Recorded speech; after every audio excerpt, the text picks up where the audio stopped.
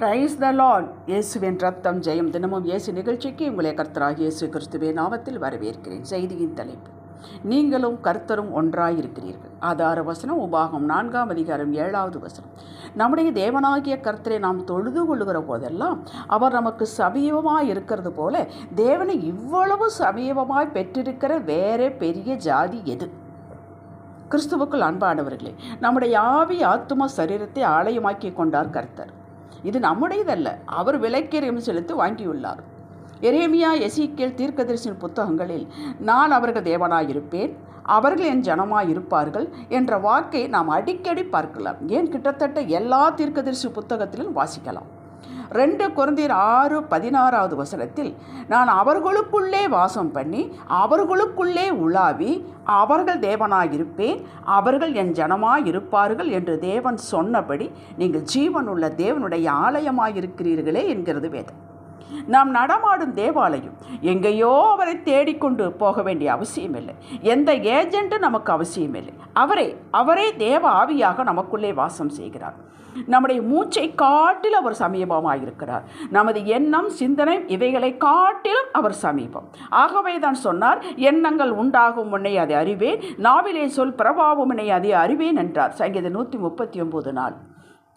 நாம் உறங்கிக் கொண்டிருந்தாலும் அவர் நமக்குள்ளே விழித்திருக்கிறார். நம்மால் ஜெபிக்க முடியாமல் சோர்ந்து போன போதிலும் நம்மை குற்றப்படுத்தாமல் அவரே வாக்கு கடங்கா பெருமூச்சோடு நமக்காக விண்ணப்பம் செய்கிறார். நாம் தொழுது கொள்கிற போதெல்லாம் அவர் நமக்கு சமீபமாக இருக்கிறார் என்று சொல்வது பதில் கொடுக்கிறார் என்பதாகும், கவனிக்கிறார் என்பதாகும், நம்மோடு இடைபடுகிறார் என்பதாகும். மற்ற சமயத்தில் அவர் வெளியே இருக்கிறார் என்பதல்ல பொருள். அவர் நம்மை விட்டு விலகுவதும் இல்லை, கைவிடுவதும் இல்லை. அவர் ராஜாவாக நம் இருதயத்தில் வீற்றிருக்கிறார். நம்புங்கள், ஒரு ராஜ்யத்தை உங்களுக்குள்ளே ஸ்தாபித்து கொண்டிருக்கிறார். நமக்குள்ளே தேவ ராஜ்யம் இருக்கிறது, உங்களுக்குள்ளே எனக்குள்ளே இருக்கிறது. ஆம், தேவ ராஜ்யம் என்பது அது புசிப்பும் குடிப்பும் அல்ல, அது நீதி, சமாதானம், பரிசுத்த ஆவியினால் உண்டாகும் சந்தோஷம். ரோமர் 14:17. ஆகையால் தான் எது நடந்தாலும் நடவாவிட்டாலும், யார் மதித்தாலும் மதிக்காவிட்டாலும், ஒன்றுமே இல்லாவிட்டாலும் நமக்குள் ஒரு தெய்வீக சமாதானம் உண்டு, ஒரு நம்பிக்கை உண்டு, விசுவாசம் உண்டு.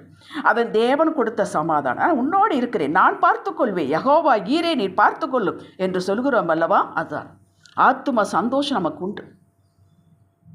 இது நாமவே உற்பத்தி பண்ணி கொண்டதல்ல. சமாதானத்தின் ராஜா நமக்குள்ளே இருக்கிறார், அவர் பார்த்து கொள்வார் என்ற சிந்தனையில் விளைந்த சமாதானம். இதை ஒருவராலும் எடுத்து போட முடியாது. ஏசாயா 54:10. அவர் இவ்வளவு சமயமாய் இருப்பதால் தான் என்னை நோக்கி கூப்பிடு, அப்பொழுது நான் உனக்கு உத்தரவு கொடுத்து நீ அறியாதும் கெட்டாதமான பெரிய காரியங்களை உனக்கு அறிவிப்பேன் என்றார். எரேமியா 33:3. நானும் பிதாவும் ஒன்றாக இருக்கிறோம் என்றார் இயேசு. நான் திராட்சை செடி, நீங்கள் கொடிகள் என்று தான் நம்மோடு இணைந்து இருப்பதை காட்டுகிறார். இது நாம் உணர்ந்து இருந்தோமேயானால் நாம் பேசும் போதே, ஜெபிக்கும் போதே, ஏன் இதற்கு ஜெபிக்க வேண்டும் என்று நினைக்கும் போதே அதை அவர் அறிவார். இதை அனுபவித்த தாவீது, என் கால்கள் சறுக்குகிறது என்று சொல்லும் போதே உமது கரம் என்னை தாங்குகிறது என்கிறார். சங்கீதம் 18 முழுவதும் அவன் கூப்பிட்ட பொழுதெல்லாம் மிகவும் சமீபமாயிருந்து உதவி செய்ததை, விடுவித்ததை, ஆசீர்வதித்ததை, பலப்படுத்தினதை கூறுகிறார். முற்புறத்தில் புற்புறத்தில் நீர் என்னை நெரிக்கும் கரத்தை என் மேல் வைக்கிறீர் என்கிறான். சங்கீதம் 139:5. வானத்தையும் பூமியும் படைத்த அந்த ஒப்பற்ற தேவன் நமக்குள்ளே சதா காலங்களில் வாசம் செய்து கொண்டிருக்கிறார். என்ன மேலான ஸ்லாக்கியம்! உங்களை ரட்சிக்கவும், அதாவது ஆசீர்வதிக்கவும், பாதுகாக்கவே நான் உங்களுடன் இருக்கிறேன் என்கிறார். தான் எதற்காக நமக்குள்ளே இருக்கிறார் என்பதையும் கூறிவிட்டார். அவர் உங்களுக்குள்ளே இருக்கிறார், உங்கள் ஜெபத்தை, கண்ணீரை, பெருமூச்சை காண்கிறார் என்பதை நிரூபித்து கொண்டே தான் வருகிறார். பதில் கொடுத்து தானியேல் 3-6 அதிகாரங்களில் சாத்ராக், மேஷாக், ஆபேத்நேகோ இவர்களை அக்கினி சூளையிலிருந்து காப்பாற்றி அக்கினி வாடையே அடிக்காமல் வெளியே கொண்டு வந்து தான் சமீபமாயிருப்பதை காட்டினார். சிங்க கவிக்குள் போட்ட தானியேலை உயிரோடு வெளியே கொண்டு வந்து தான் சமீபமாயிருப்பதை காட்டினார். பயப்படாதீர்கள், ஒன்றுக்கும் கவலைப்படாதீர்கள். எப்பேற்பட்ட மோசமான சூழ்நிலை எதிரிட்டாலும், எதிரி வந்து வளைத்து கொண்டாலும் கூலாக இருந்து உங்களுக்குள்ளே இருப்பவரிடம் சொல்லுங்கள். 1 சாமுவேல் 1ஆம் அதிகாரம் 15வது வசனத்தில் அன்னாள் தன்னுடைய இருதயத்தில் உள்ளதையெல்லாம் ஊற்றிவிட்டாள் என்று இருக்கிறது. சங்கீதம் 50:15 ஆபத்து காலத்தில் நோக்கி கூப்பிடு, நான் உன்னை விடுவிப்பேன், நீ என்னை மகிமைப்படுத்துவாய் என்றார். உள்ளேதானே இருக்கிறார், பார்த்து கொண்டுதானே இருக்கிறார், அவரே செய்யட்டும். என்ற விதண்டாவாதம் செய்யாமல் வேதத்தில் உள்ள ஏன் இன்று உயிரோடு இருக்கும் எண்ணற்ற பரிசுத்தவான்கள் செய்கிறது போல கூப்பிடுங்கள், கூப்பிடுங்கள், ஜெபியுங்கள், சொல்லுங்கள், சாட்டி விடுங்கள், அவர் கையில் எல்லாவற்றையும் வைத்து விடுங்கள்.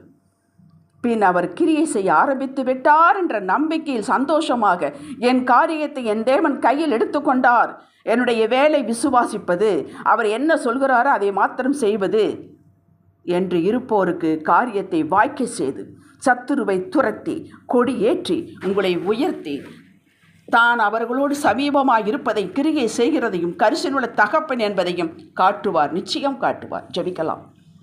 நீர் மிக சமீபமாயிருந்து காரியங்களை எங்களுக்குள்ளே செய்து வருகிறீர் என்பதை நாங்களும் அறிவோம், எங்களை சுற்றி இருப்போரும் அறிய செய்வீராக. மகிமை உமக்கே தகப்பனே, இயேசுவே நாமத்தில் பிதாவே, ஆமேன். அல்லேலூயா.